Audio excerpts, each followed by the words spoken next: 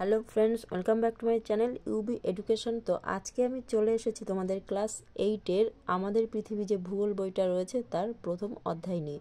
তো স্টুডেন্টরা যারাই ভিডিওটি দেখছো, তোমাদের সর্বপ্রথম আমি একটা কথাই বলবো যে যখন যে বইটাই পড়ো না কেন, যে সাবজেক্টই পড়ো না কেন, সেই বইয়ের টেক্সট বইটা একদম সম্পূর্ণ আগে ভালো করে পড়ে নেবে। তাহলে কিন্তু তোমাদের পরীক্ষার সময় অনেক সুবিধা হবে শর্ট কোশ্চেনগুলোর আনসার দিতে।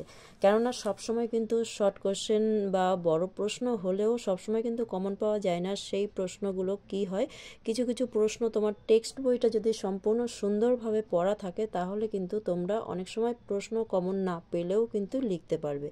তো চলো আমি শুরু করছি। সর্বপ্রথমে টেক্সট বইটা পৃথিবীর অন্দরমহল তোমাদের যে প্রথম অধ্যায় রয়েছে সেটা আমি তোমাদেরকে পড়িয়ে দেবো সর্বপ্রথম। তারপরে কিন্তু এখান থেকে যত রকমের কোশ্চেন হতে পারে সমস্ত কিছু কিন্তু আমি তোমাদের আনসার সমেত লিখিয়েও দেবো, সেগুলোও তোমাদের দেখিয়ে দেবো। তো চলো শুরু করি সময় নষ্ট না করে। তো দেখো পৃথিবীর অন্দরমহল, দেখো আগামীখানে রয়েছে আগামী 48 ঘন্টা গোটা রাজ্যে শৈত্যপ্রবাহ চলবে। সকালের কাগজে খবরটা পড়ে মেহতাবের শীত শীত ভাবটা যেন আরও একটু বেড়ে গেল। হাড় কাঁপানো ঠান্ডা হাওয়ায় সারা দেশ জবুথবু। পুরো উত্তর গোলার্ধ এখন শীত ঋতুর কবলে। সৌরভদের বাড়ির ছাদে দুপুরবেলা রোদ পোহাতে পোহাতে দাদুর কাছে গল্প শুনতে দারুণ লাগে। রোববার দাদু শোনাচ্ছিলেন জুল ভার্নের একটা বিখ্যাত গল্প, বিজ্ঞানের গল্প। 19 বছরের এক ছেলে তার অধ্যাপক কাকার সাথে নিভে যাওয়া আগ্নেয়গিরির জ্বালামুখের ভেতর দিয়ে পৃথিবীর কেন্দ্রের দিকে অভিযান করে। তাদের যাওয়া আসার পথের রোমহর্ষক কাহিনী দাদু এমনভাবে বর্ণনা করেছিলেন যে রীতিমতো গায়ে কাঁটা দিচ্ছিল। ভূপৃষ্ঠের নিচে কি আছে জানতে পরদিন ওরা দুজনে মিলে বাড়ির পিছনে বাগানে গর্ত খোঁজা শুরু করলো। বিকেলে যখন খোঁড়াখুড়ি শেষ করলো তখন ওরা প্রায় 2 মিটার গভীরে দাঁড়িয়ে স্কুলে এসে ওরা ঘটনাটা সবাইকে বলল। সব শুনে ওদের মাথায় অনেকগুলো প্রশ্ন এলো। তাহলে দেখো গল্প শুনে কি ঘটনা ঘটলো সেটা তোমরা ভালোই বুঝতে পারছো। পৃথিবীর যে শক্ত পিঠটার ওপর আমরা আছি তার নিচে কি আছে, দেখো এখানে ছোট্ট করে লেখা আছে গুরুমণ্ডল। আনসারটা লিখে দেওয়া রয়েছে। কেউ কি কখনো দেখেছে পৃথিবীর ভেতরটা কেমন? এটাও আর একটা প্রশ্ন। পৃথিবীর কেন্দ্র পর্যন্ত দেখতে গেলে কত গভীর গর্ত খুঁড়তে হবে? পৃথিবীর ভেতরটা কেমন তা কতটা জানা সম্ভব হয়েছে? পৃথিবীর ভেতরটা সম্পর্কে মানুষ যতটা জেনেছে সেটুকু জানলো কিভাবে? পৃথিবীর ব্যাসার্ধ, তারপরে দেখো রয়েছে পৃথিবীর ব্যাসার্ধ রয়েছে 6370 কিমি, অর্থাৎ ভূপৃষ্ঠ থেকে পৃথিবীর কেন্দ্রের দূরত্ব 6370 কিমি। ভেবে দেখো পৃথিবীর ভেতরটা দেখার জন্য 6370 কিমি গর্ত খোঁড়া কি সম্ভব? এখানে দেখো এখানে কিন্তু একটা প্রশ্ন রয়েছে, প্রশ্নের আনসারটা দিয়ে দেওয়া রয়েছে যে পৃথিবীর ব্যাসার্ধ কত কিমি। ওকে, তো দেখো দক্ষিণ আফ্রিকায় পৃথিবীর গভীরতম খনির যেটা সোনার খনি, গভীরতা কত রয়েছে? 3 থেকে 4 কিমি। রবিনসন দ্বীপ, এটা হলো রবিনসন দ্বীপ বলা হয়। জানা গেছে প্রতি 33 মিটার গভীরতায় প্রায় 1 ডিগ্রি সেলসিয়াস করে পৃথিবীর অভ্যন্তরের তাপমাত্রা বাড়ে। পৃথিবী পৃষ্ঠের গড় তাপমাত্রা যদি 15 ডিগ্রি সেলসিয়াস হয় তাহলে অঙ্কের হিসেবে রবিনসন দ্বীপের সোনার খনির শ্রমিকদের কত গরম সহ্য করতে হয়? এখানেও একটা প্রশ্ন রয়েছে। দেখো এখানে বলছে, দেখো এই ছবিটা তোমরা একটু দেখে নাও ভালো করে। দেখো বলছে এখানে পৃথিবীর গভীরে কি আছে জানার জন্য খনি ছাড়াও উত্তর পশ্চিম রাশিয়ার কোলা উপদ্বীপের 12 কিমি গভীর গর্তটি হলো পৃথিবীর গভীরতম কৃত্রিম গর্ত। পৃথিবীর গভীরতার 6370 কিমি, কাছে 12 কিমি খুবই নগণ্য। তাহলে পৃথিবীর যে গভীরতাটা রয়েছে 6370 কিমি, তার কাছে এই যে 12 কিমি, এই গভীরতাটা একদম খুবই নগণ্য, সেটাই বলতে চাইছে। তাহলে নিশ্চয়ই বুঝতে পারছো তোমরা পৃথিবীর অন্দরমহল সম্পর্কে তথ্য সংগ্রহ করতে যাওয়াটা কতটা কঠিন। তো চলো দেখো নেক্সট পেজে আমরা চলে এসেছি। এখানে বলছে পৃথিবীর রহস্যটা কি। দেখো বলছে পৃথিবী কিন্তু মাঝে মধ্যেই বুঝিয়ে দেয় তার গভীরে কি আছে। আগ্নেয়গিরি মুখ থেকে গলিত অর্ধতরল উত্তপ্ত লালা উত্তপ্ত লাভা বের হয়। তারপরে বলছে কখনো কখনো প্রবল ভূমিকম্পে ভূপৃষ্ঠ কেঁপে ওঠে। উষ্ণ প্রস্রবণে ভূগর্ভ থেকে ফুটন্ত জল বের হয়। পশ্চিমবঙ্গ তথা ভারতে ঘটে যাওয়া এইরকম ঘটনার খবর সংবাদপত্র থেকে সংগ্রহ করে কোলাজ বানাও। পৃথিবীর সৃষ্টি হয়েছিল আজ থেকে প্রায় 460 কোটি বছর আগে। তাহলে এখানেও একটা প্রশ্ন রয়েছে, পৃথিবী কত কোটি বছর আগে সৃষ্টি হয়েছিল? তখন পৃথিবী ছিল প্রচণ্ড উত্তপ্ত গ্যাসীয় একটা পিণ্ড। সময়ের সাথে সাথে পৃথিবী পৃষ্ঠটা আগে ঠান্ডা হয়ে শক্ত হয়ে গেছে, কিন্তু পৃথিবীর অভ্যন্তর ভাগ এখনও বিরাট বড় অগ্নিকুণ্ড হয়ে আছে। বাটিতে এখানে দেখো একটা উদাহরণস্বরূপ দেখিয়ে দেওয়া হয়েছে। বাটিতে গরম দুধ ঢাললে ওপরটা ঠান্ডা হয়ে সর পড়ে, কিন্তু নিচটা অনেকক্ষণ গরম থাকে। এই দুধটা দিয়ে পৃথিবীটাকে বোঝানো হয়েছে। যেহেতু দুধের উপরে যে সরটা পড়েছে, পৃথিবীর উপরের পৃষ্ঠটা সেই রকমই শক্ত হয়ে রয়েছে। সেই হিসাব মতো দুধের উদাহরণটা এখানে দেওয়া হয়েছে। দেখো উপরে রয়েছে ডান দিকে ম্যাগমা কি, এখানেও একটা প্রশ্ন রয়েছে ম্যাগমা কি, এটাও প্রশ্ন হতে পারে। ভূগর্ভের পদার্থ প্রচণ্ড চাপ ও তাপে গ্যাস বাষ্প মিশ্রিত হয়ে গলিত অবস্থায় থাকলে তাকে ম্যাগমা বলে। তাহলে ম্যাগমা কাকে বলে তোমরা বুঝতে পারলে। ভূগর্ভের যে পদার্থ প্রচণ্ড চাপ ও তাপে গ্যাস বাষ্প মিশ্রিত হয়ে, তাহলে গ্যাস আর বাষ্প দুটো মিশ্রিত হয়ে গলিত অবস্থায় যে থাকে তখন সেটাকে বলা হয় ম্যাগমা। তাহলে বলছে লাভা কি, এখানেও একটা প্রশ্ন রয়েছে। দেখো বলছে লাভা কি, ভূগর্ভের গলিত উত্তপ্ত অর্ধতরল যে ম্যাগমা ফাটল দিয়ে ভূপৃষ্ঠের বাইরে বেরিয়ে আসে, সেই যে বাইরে বেরিয়ে এলে তাকে লাভা বলে। ওকে, তাপ বাড়লে পদার্থ গলে তরলে পরিণত হয় ও আয়তনে বাড়ে। আবার চাপ বাড়লে পদার্থের আয়তন কমে। পৃথিবীর অভ্যন্তরে চাপ ও তাপ দুটোই খুব বেশি। তাহলে সেখানে পদার্থ কি অবস্থায় আছে? এখানে একটা প্রশ্ন বলো তো। বলছে কেন আমরা পৃথিবীর কেন্দ্র পর্যন্ত যেতে পারি না? কেন আমরা পৃথিবীর অভ্যন্তর সম্পর্কে সরাসরি কোনো তথ্য পাই না? তো এখানে যেই প্রশ্নগুলোর উত্তরগুলো তোমরা পাচ্ছ না, অবশেষে পড়ানো হয়ে গেলে টেক্সট বইটা আমি কিন্তু সমস্ত প্রশ্নগুলোর উত্তর তোমাদের করিয়ে দেব। বিশ্বদ্বীপ বক্রেশ্বরে বেড়াতে গিয়ে উষ্ণ প্রস্রবণ দেখেছিল মাটির নিচ থেকে আপনা আপনি অনবরত বেরিয়ে আসছে গরম ফুটন্ত জল। ও মাকে জিজ্ঞাসা করতে জানলো পৃথিবীর ভৌমজল, পৃথিবীর ভেতরকার যে জল সেটাকে বলা হয় পৃথিবীর ভৌমজল। ভূতাপের পৃথিবীর ভেতরকার তাপ যেটা তাকেই বলা হচ্ছে ভূতাপ। সেই ভূতাপের সংস্পর্শে এসে গরম হয়ে ফুটতে শুরু করে। পৃথিবী পৃষ্ঠের ফাটলের মধ্যে দিয়ে সেই উষ্ণ জল বাইরে বেরিয়ে আসে, একে বলে উষ্ণ প্রস্রবণ। তাহলে এখানেও একটা প্রশ্ন তোমরা পেয়ে গেলে, উষ্ণ প্রস্রবণ কাকে বলে। তারপরে দিয়েছে দেখো এখানে ভূতাপ কি। ভূতাপ হলো এক ধরনের শক্তি।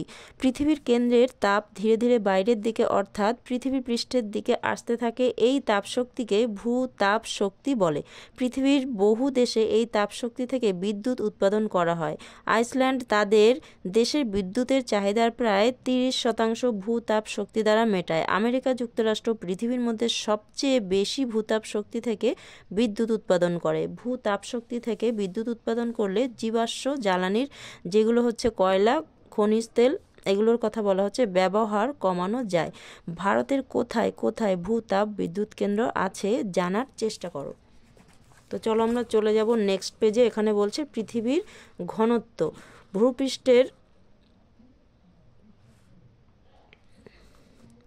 ভূপৃষ্ঠের গড় ঘনত্ব মাত্র 2.6 থেকে 3.3 গ্রাম পার ঘন সেমি। পৃথিবীর কেন্দ্রের কাছে পদার্থের গড় ঘনত্ব প্রায় 11 গ্রাম পার ঘন সেমি। সেটা বেড়ে পৃথিবীর একেবারে কেন্দ্রের প্রায় 13 থেকে 14 গ্রাম পার ঘন সেমি হয়। কিন্তু কৃত্রিম উপগ্রহের বিচারে সামগ্রিকভাবে পৃথিবীর গড় ঘনত্ব 5.5 গ্রাম পার ঘন সেমি। এখন প্রশ্ন হলো, পৃথিবীর কেন্দ্রের কাছে থাকা পদার্থগুলোর ঘনত্ব তাহলে বেশি হয় কেন? ভারী জিনিস নিচে থিতিয়ে পড়ে, হালকা জিনিস ওপরে ভেসে ওঠে, এটা আমরা সবাই জানি। পৃথিবীর জন্মের সময় খুব গরম ও বেশি ঘন পদার্থ অভিকর্ষের টানে কেন্দ্রের দিকে চলে যায়। বিশেষত লোহা আর নিকেল পৃথিবীর কেন্দ্রের চারিদিকে আবর্তন করতে থাকে। অপেক্ষাকৃত হালকা অ্যালুমিনিয়াম ও সিলিকা ওপরের দিকে ভেসে ওঠে। তাহলে তোমরা সবাই মোটামুটি বুঝতে পারলে যে ভারী জিনিসগুলো নিচের দিকে থাকে আর হালকা জিনিসগুলো উপরের দিকে ওঠে এবং ভেসে বেড়াতে থাকে। নিজে পরীক্ষা করে দেখো বলছে, নিজে একটা পরীক্ষা করে দেখো বলছে। কিছু নুড়ি, পাথর, মাটি নাও, কাচের গ্লাসে অর্ধেক জল ভর্তি করো, ওগুলো গ্লাসে ঢেলে নাড়িয়ে দিয়ে দেখো কি হয়। তারপর বলছে ভূমিকম্প তরঙ্গ। ভূমিকম্পের তরঙ্গের গতিবিধি লক্ষ্য করে বিজ্ঞানীরা পৃথিবীর অভ্যন্তর সম্পর্কে তথ্য সংগ্রহ করেছেন। তরঙ্গগুলো বিভিন্ন ধরনের পদার্থের মধ্য দিয়ে প্রবাহিত হওয়ার সময় কখনো দীর্ঘ, কখনো ক্ষুদ্র, আবার কখনো দ্রুত বা ধীর গতিসম্পন্ন হয়। কম্পন তরঙ্গগুলো এখানে বলছে প্রাইমারি বা প্রাথমিক ও সেকেন্ডারি বা দ্বিতীয় পর্যায়ের বা গৌণ ভূ অভ্যন্তরের কোথায় কি গতিতে যাচ্ছে, কিভাবে অভিমুখ পাল্টাচ্ছে, এসব কিছুই পৃথিবীর অভ্যন্তর সম্পর্কে তথ্য দেয়। ভূমিকম্পের পি তরঙ্গ ভূ অভ্যন্তরের কঠিন তরল যে কোনো মাধ্যমের মধ্যে দিয়েই প্রবাহিত হতে পারে, কিন্তু এস তরঙ্গ তরল বা অর্ধতরল মাধ্যমের মধ্য দিয়ে প্রবাহিত হতে পারে না। এখানে পি তরঙ্গ বলতে আগেই পড়লাম যেটা প্রাইমারি বা প্রাথমিক, আর এস তরঙ্গ হচ্ছে তোমাদের সেকেন্ডারি বা দ্বিতীয় পর্যায়ের বা গৌণ তরঙ্গ। তো এখানে দেখো বলছে ঘনত্বটা কি। একক আয়তনের পদার্থের কতটুকু ভর আছে তার পরিমাপকে পদার্থের ঘনত্ব বলে। এখানে কিন্তু এখান থেকে এইটুকু এতটা লিখলেও কিন্তু হবে যে ঘনত্ব কাকে বলে বা ঘনত্ব কি, যে একক আয়তনের পদার্থের কতটুকু ভর আছে তার পরিমাপকে পদার্থের ঘনত্ব বলে। প্রতি ঘন সেমি জায়গায় পদার্থের ভর কতটা সেটাই পদার্থের ঘনত্ব। পদার্থের পরমাণুগুলি কত কাছাকাছি বা কত দূরে আছে তার ধারণা হতে পারে ঘনত্ব জানা থাকলে। একই আয়তনের একটা লোহার পাত ও একটা অ্যালুমিনিয়ামের পাতের মধ্যে লোহার ঘনত্ব বেশি হওয়ার জন্য লোহার পাতটি অ্যালুমিনিয়ামের পাতের তুলনায় বেশি ভারী হবে। স্বাভাবিক নিয়মে পৃথিবীর অভ্যন্তরে যত যাওয়া যায় তত পদার্থের চাপ বাড়ে। চাপ বাড়লে পদার্থের ঘনত্বও বাড়ে। তাহলে যেমন বেড়ে যায় তেমন বেশি ঘন পদার্থ চাপ দেয় বেশি। পৃথিবীর অভ্যন্তরে ক্রমশ তাপ ও চাপ বাড়ার ফলে ভিতরের পদার্থগুলো কি হচ্ছে, কোথাও কঠিন, কোথাও তরল, আবার কোথাও অর্ধতরল অবস্থায় আছে।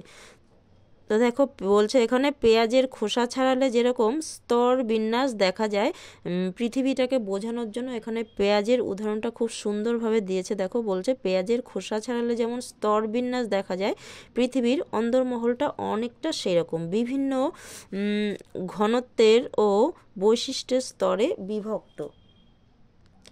তারপরে দেখো বলছে বর্তমানে পৃথিবীর অভ্যন্তর সম্পর্কে জানতে ভূমিকম্প তরঙ্গের গতিবিধি খুব সাহায্য করেছে। ভূমিকম্প তরঙ্গ ও আগ্নেয়গিরির জ্বালামুখ থেকে বেরোনো লাভা পর্যবেক্ষণ করে বিজ্ঞানীরা পৃথিবীর অভ্যন্তরে প্রধানত তিনটি স্তরের সন্ধান পেয়েছেন।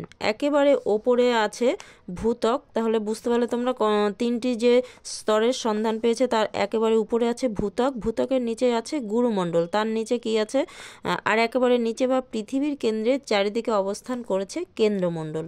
ওকে, বোঝা গেল। তারপরে দেখো এখানে বলছে পৃথিবী বিখ্যাত কল্পবিজ্ঞানের গল্প জুল ভার্নের লেখা গল্পটি পড়ে বন্ধুদের সাথে আলোচনা করো, খুব মজা পাবে। এটা একটা বইয়ের নাম দিয়েছে তোমাদের, journey to the centre of the earth. এই বইটা তোমরা পড়তে পারো।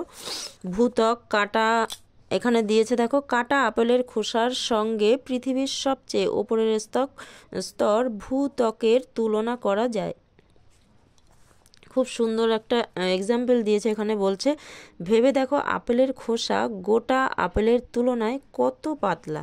একদমই তাই, মহাসাগরের নিচে ভূত্বক গড়ে 5 কিমি ও মহাদেশের নিচে গড়ে 60 কিমি গভীর। এর গড় গভীরতা প্রায় 300 কিমি। মহাসাগরের নিচে প্রধানত সিলিকন SI আর ম্যাগনেসিয়াম Mg দিয়ে তৈরি স্তরটি হলো সীমা। এই স্তর তুলনায় ভারী। প্রধানত ব্যাসাল্ট জাতীয় আগ্নেয়শিলা এই স্তর গঠন করেছে। এর ঘনত্ব কত? 2.9 গ্রাম পার ঘন সেমি। মহাদেশের নিচে প্রধানত সিলিকন আর অ্যালুমিনিয়াম দিয়ে তৈরি ভূত্বকের ওপরের স্তরটি হলো সিআল SiAl গ্রানাইট জাতীয় আগ্নেয়শিলা এই স্তর গঠন করেছে। এই স্তর সীমার চেয়ে হালকা এবং একটানা নয়। সমুদ্রের নিচে এই স্তর অনুপস্থিত। সীমা বা মহাসাগরীয় ভূত্বকের ওপরে সিয়াল অবস্থান করেছে। এখানে দেখো আপেল মাঝখান থেকে কেটে কিন্তু সুন্দরভাবে কোথায় কোন মণ্ডল আছে সেইটা খুব সুন্দরভাবে বুঝিয়ে দেওয়া হয়েছে। এখানে দেখো খোসাটা রয়েছে একদম পাশে, তারপরে দিয়েছে এখানে শ্বাসটা দেখাচ্ছে, সেটা কোনটা কোন মণ্ডলের সঙ্গে তুলনা করেছে সেটাও খুব সুন্দরভাবে দেখিয়ে দিয়েছে। আপেলের যে খোসাটা সেটাকে ভূত্বকের সঙ্গে তুলনা করেছে দেখো। আর তারপরে রয়েছে খোসার পরের অংশ যেটা রয়েছে সেটাকে বলছে গুরুমণ্ডল, আর একদম মাঝখানেরটাকে বলা হচ্ছে কেন্দ্রমণ্ডলের সঙ্গে তুলনা করা হয়েছে। তারপরে দেখো যে শিয়ালটা আমরা পড়লাম এখানে, তার ছবিটা দিয়ে এখানে সুন্দরভাবে বোঝানো হয়েছে এখানে। আর এটা হচ্ছে সীমা, আর শিয়াল দেখো এখানে গ্রানাইট শিলা দিয়েছে, আর সীমা হচ্ছে ব্যাসাল্ট শিলা দিয়ে তৈরি হয়েছে এখানে দেখাচ্ছে। এটা সমুদ্র, কোন স্তরে কোনটা রয়েছে সেটাও খুব সুন্দরভাবে দেখো ছবির মাধ্যমে দেখানো হয়েছে। তারপরে দেখো এখানে বলছে পৃথিবীর সবচেয়ে বাইরের এই স্তর অত্যন্ত পাতলা। ভূত্বকের শিলা নানা খনিজ সম্পদে সমৃদ্ধ। ভূত্বকের একেবারে উপরে আছে কি? মাটি। ভূত্বকের বেশিরভাগ অংশ 47% জুড়ে আছে কি? অক্সিজেন রয়েছে। বায়ুমণ্ডলের চেয়ে অনেক বেশি অক্সিজেন পৃথিবীর ভূত্বকের সঙ্গে নানা রাসায়নিক অবস্থায় মিশে আছে। ভূত্বকের দ্বিতীয় প্রধান উপাদান হলো কি? সিলিকন। তারপরে দেখো বলছে তোমরা জানো কি? ভূপৃষ্ঠ থেকে কেন্দ্র পর্যন্ত যেখানে যেখানে ভূমিকম্পের তরঙ্গের গতিবেগ পরিবর্তিত হয় সেখানটাকে ভূতত্ত্ববিদরা বলেন বিযুক্তি রেখা। তাহলে বিযুক্তি রেখা কাকে বলা হয়? দেখো বলছে ভূপৃষ্ঠ থেকে কেন্দ্র পর্যন্ত যেখানে যেখানে ভূমিকম্পের তরঙ্গের গতিবেগটা পরিবর্তিত হচ্ছে সেই জায়গাটাকে ভূতত্ত্ববিদরা বলছে বিযুক্তি রেখা। বিযুক্তি রেখা দ্বারা দুটি ভিন্ন উপাদান ও ঘনত্বের স্তরকে আলাদা করা যায়। শিয়াল ও সীমা স্তরের মাঝখানে কি রয়েছে? দেখো বলছে এখানে কনরাড বিযুক্তি রেখা রয়েছে। শিয়াল ও সীমা স্তরের এই দুটি স্তরের মাঝখানে রয়েছে কনরাড বিযুক্তি রেখা। নেক্সট পেজে দেখো এখানে পৃথিবীর যে অভ্যন্তর স্থলটি কিভাবে সুন্দরভাবে ছবির মাধ্যমে দেখানো রয়েছে। দেখো স্তরগুলো নামগুলো দিয়েও দেখানো রয়েছে, এটা তোমরা ভালো করে একটু দেখে নেবে। তারপরে দেখো এখানে রয়েছে গুরুমণ্ডল। ভূত্বক ছাড়িয়ে পৃথিবীর অভ্যন্তরে প্রায় 29,000 কিমি পর্যন্ত একই ঘনত্বযুক্ত স্তর হলো গুরুমণ্ডল। তাহলে তোমরা বুঝলে এখানে ভূত্বকটা ছাড়িয়ে পৃথিবীর অভ্যন্তরে 29,000 কিমি পর্যন্ত এই ঘনত্বযুক্ত যে স্তরটা রয়েছে সেটা হলো গুরুমণ্ডল। প্রথমে ত্বকটাকে ছাড়িয়ে, ওকে। এই স্তরের উষ্ণতা কতটা রয়েছে? দেখো উষ্ণতা রয়েছে 2000 ডিগ্রি সেলসিয়াস, 2000 ডিগ্রি সেলসিয়াস থেকে 3000 ডিগ্রি সেলসিয়াস পর্যন্ত এর উষ্ণতা হতে পারে। পদার্থের ঘনত্ব কতটা রয়েছে? 3.4 থেকে 5.6 গ্রাম পার ঘন সেমি। এই স্তরের প্রধান উপাদান কি কি রয়েছে? দেখো এই যে গুরুমণ্ডল, এই গুরুমণ্ডলের প্রধান উপাদান রয়েছে লোহা, নিকেল, ক্রোমিয়াম, ম্যাগনেসিয়াম ও সিলিকন। এগুলো কিন্তু খুব ভালো করে মুখস্থ করবে তোমরা। গুরুমণ্ডলের 30 থেকে 700 কিমি পর্যন্ত অংশে ক্রোমিয়াম, তাহলে কোন পর্যন্ত কোন অংশে কি রয়েছে সেগুলোও দেখো সুন্দরভাবে দিয়ে দিয়েছে এখানে। তাহলে গুরুমণ্ডলের 30 থেকে 700 কিমি পর্যন্ত অংশে কি রয়েছে? ক্রোমিয়াম রয়েছে। ক্রোমিয়ামটাকে সংখ্যায় CR লেখা যায়, লোহা FE, সিলিকন SI ও ম্যাগনেসিয়ামের MG প্রাধান্য দেখা যায়। এটি হলো ক্রোফেসিমা ক্রোফেসিমা স্তর, এটাকে ক্রোফেসিমা স্তরকে CRO plus FE plus SI plus MA দিয়েছে। এই জিনিসগুলো রয়েছে, তাই যে ক্রোমিয়াম, লোহা, সিলিকন, ম্যাগনেসিয়াম এগুলো সব যোগ করে ক্রোফেসিয়া সেটা সংক্ষেপে এখানে লিখে দিয়েছে এই স্তরটা। আর গুরুমণ্ডলের 700 থেকে 29,000 কিমি পর্যন্ত অংশে রয়েছে কি নিকেল, লোহা, সিলিকন, ম্যাগনেসিয়াম। আধিক্যের জন্য এই স্তর হলো নিফেসিমা। তাহলে এই স্তরটার নাম কি হলো? নিফেসিমা। নিফেসিমার মধ্যে কি কি রয়েছে তোমরা সেটাও দেখে নিলে, নিকেল, লোহা, সিলিকন ও ম্যাগনেসিয়াম। তারপরে দেখো বলছে ভূত্বক ও গুরুমণ্ডলের মাঝে আছে মোহরভিষিক বিযুক্তি রেখা। মোহরভিষিক বিযুক্তি রেখা বা মোহা, এটাকে সংক্ষেপে মোহাও বলা হয়। ক্লোফেসিমা ও নিফেসিমার মাঝে আছে রেপিত্তি বিযুক্তি রেখা। এটা হচ্ছে রেপিত্তি বিযুক্তি রেখা। তাহলে তোমরা এটা বুঝলে, ক্রোফেসিমা ও নিফেসিমার মাঝে আছে রেপিত্তি নিযুক্তি রেখা বা রিপেট্টি ডিসকন্টিনিউটি। তারপরে দেখো বলছে অ্যাস্থেনোস্ফিয়ারটা কি দেখো বলছে শিলামণ্ডলের নিচে গুরুমণ্ডলের ওপরের অংশে। এটা তাহলে শিলামণ্ডলের নিচে থাকবে আর গুরুমণ্ডলের ওপরে অংশে বিশেষ স্তরটি হলো অ্যাস্থেনোস্ফিয়ার। ওকে, অ্যাস্থেনোস্ফিয়ার হলো একটি গ্রিক, তাহলে এই অ্যাস্থেনোস্ফিয়ার হলো একটি গ্রিক শব্দ যার মানে দুর্বল স্তর। তাহলে এই স্তরটি হলো দুর্বল। এই স্তরে পদার্থ গলিত ও নরম প্রকৃতির, সেই কারণেই এই স্তরটাকে দুর্বল বলা হচ্ছে। ওকে, অত্যাধিক তাপ ও চাপে এখানকার শিলা সান্দ্র, অর্ধ তরল অর্ধ কঠিন। তাহলে এই সান্দ্র কাকে বলা হচ্ছে?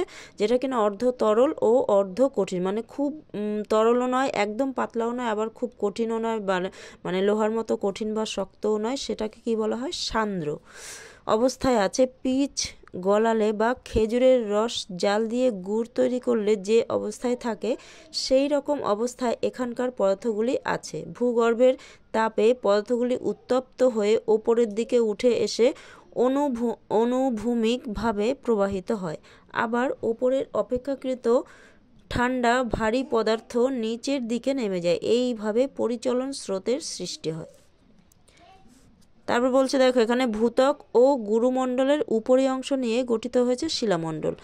এর গভীরতা প্রায় 100 কিমি। ভূকম্প তরঙ্গ এই স্তরের মধ্যে দিয়ে অপেক্ষাকৃত ধীর গতিতে প্রবাহিত হয়। সমুদ্রের নিচে এই স্তর কাছাকাছি অবস্থান করে। পরিচলন স্রোতের ভূগর্ভের তাপকে ওপরের দিকে বয়ে নিয়ে আসে। এই ছবিটার মাধ্যমে দেখো খুব সুন্দরভাবে বুঝিয়ে দেওয়া হয়েছে তোমাদের।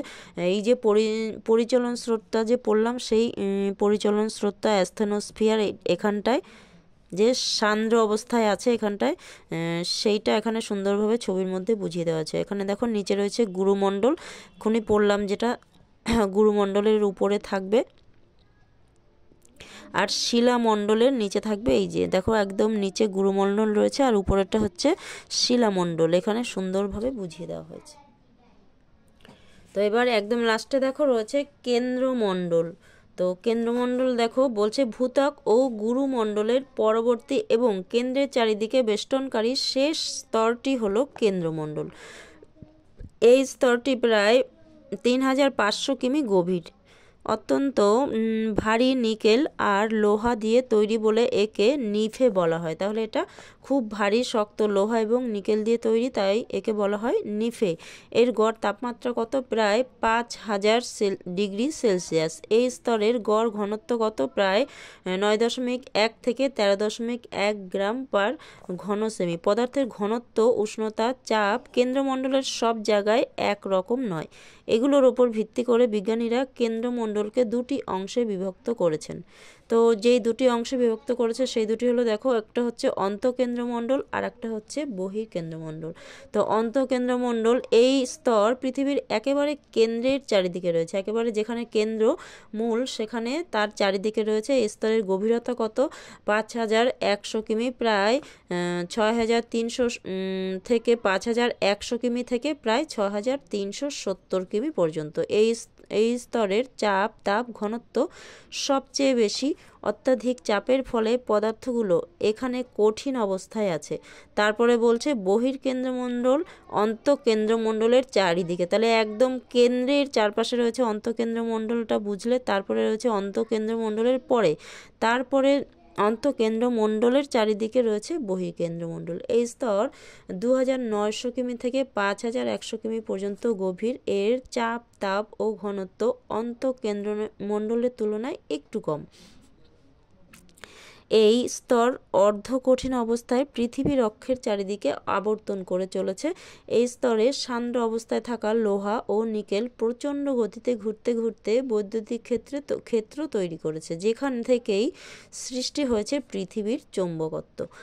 আপেলের কোন অংশটা কেন্দ্রমণ্ডলের মতো বলো তো? এক্ষুনি তোমরা একটু আগে বুঝলে, নিজেরাই এটা কিন্তু বলতে পারবে যে আপেলের কোন অংশটা কেন্দ্রমণ্ডলের মতো বলো। পৃথিবীর অভ্যন্তর সম্বন্ধে জানতে যা মনে রাখা দরকার সেটা এখানে পয়েন্টের মাধ্যমে খুব সুন্দরভাবে দিয়ে দিয়েছে। দেখো বলছে পৃথিবীর অভ্যন্তর একাধিক পৃথক স্তরে বিভক্ত। তারপরের পয়েন্ট বলছে অপেক্ষাকৃত ভারী পদার্থ নিচের দিকে অর্থাৎ পৃথিবীর কেন্দ্রের দিকে থিতিয়ে পড়ে, তুলনায় হালকা পদার্থ বা উপাদান ভূপৃষ্ঠের কাছাকাছি উঠে আসে। তারপরে বলছে ভূত্বক ও শিলামণ্ডল সম্বন্ধে যতটা জানা গেছে সেই তুলনায় গুরুমণ্ডল ও কেন্দ্রমণ্ডল সম্পর্কে বিশেষ কিছু জানা যায়নি। ভূকম্প তরঙ্গের গতিবিধি সম্পর্কে গবেষণা থেকে পৃথিবীর অভ্যন্তর সম্পর্কে ঠিক ধারণা পাওয়া যায়। একদম সঠিক। তারপরে বলছে দেখো এখানে গুরুমণ্ডল ও কেন্দ্রমণ্ডলের মাঝে আছে গুটেনবার্গ বিযুক্তি রেখা। তাহলে গুটেনবার্গ বিযুক্তি রেখাটা কোথায় আছে না গুরুমণ্ডল ও কেন্দ্রমণ্ডলের মাঝখানে। আর কেন্দ্রমণ্ডলের ভিতরের স্তর অন্তঃকেন্দ্রমণ্ডল ও বাইরের স্তর বহির্কেন্দ্রমণ্ডলের স্তর। কেন্দ্রমণ্ডলের মধ্যে রয়েছে কি হেলম্যান বিযুক্তি রেখা। তাহলে গুটেনবার্গ বিযুক্তি রেখা বুঝলে, আর তোমরা দেখলে এখানে হেলম্যান বিযুক্তি রেখা। ওকে, তারপরে নিচে দেখো এখানে কয়েকটা প্রশ্ন দেওয়া রয়েছে। পৃথিবীর অভ্যন্তরের চিহ্নিত চিত্র অঙ্কন করো। পৃথিবীর অভ্যন্তরের চিহ্নিত চিত্রটা কোনটা? এইটা কিন্তু পৃথিবীর অভ্যন্তরের এই চিত্রটা কিন্তু তোমাদের স্কুলে কিন্তু আঁকতে দিতে পারে। তারপরে বলছে দেখো থার্মোকলের সাহায্যে পৃথিবীর অন্দরমহলের মডেল তৈরি করো। উত্তরগুলো খুঁজে ফেলো। এখানে কয়েকটা প্রশ্ন দিয়েছে। গুরুমণ্ডল ও কেন্দ্রমণ্ডলের প্রায় একই রকম পুরু। গুরুমণ্ডল আর কেন্দ্রমণ্ডল একই রকম পুরু, কিন্তু পৃথিবীর মোট আয়তনের প্রায় 84% দখল করে আছে গুরুমণ্ডল। এটা কিভাবে বা কেন হয় বলতে পারো? পৃথিবীর অভ্যন্তরের বিভিন্ন স্তরের মধ্যে ঘনত্বের পার্থক্য লক্ষ্য করা যায় কেন? সহজ পরীক্ষার মাধ্যমে তুমি অ্যাস্থেনোস্ফিয়ারের পরিচলন স্রোত বুঝিয়ে দাও। ম্যাগমা ও লাভার মধ্যে তফাৎ কী? তো এই অধ্যায়টা তোমাদের এই পর্যন্তই। এবার তোমাদের আমি এই অধ্যায়ে যত প্রশ্ন আছে সেইগুলো তোমাদের সেকেন্ড পার্টে আমি সব আনসারগুলো করিয়ে দেবো। তো ওকে, আজকের ভিডিওটি এই পর্যন্ত। তোমাদের ভালো লাগলে অবশ্যই একটা লাইক কমেন্ট করে জানিয়ে দিও। তো ওকে, ধন্যবাদ সবাইকে। তো তোমাদের যারা যারা দেখছো আমার ভিডিওটি সবাইকে অনেক অনেক ধন্যবাদ এবং তোমাদের শারীরিক সুস্থতা আমি কামনা করছি। তো নেক্সট ভিডিওটা তোমরা কোশ্চেন এবং আনসারগুলো একটু দেখে নিও।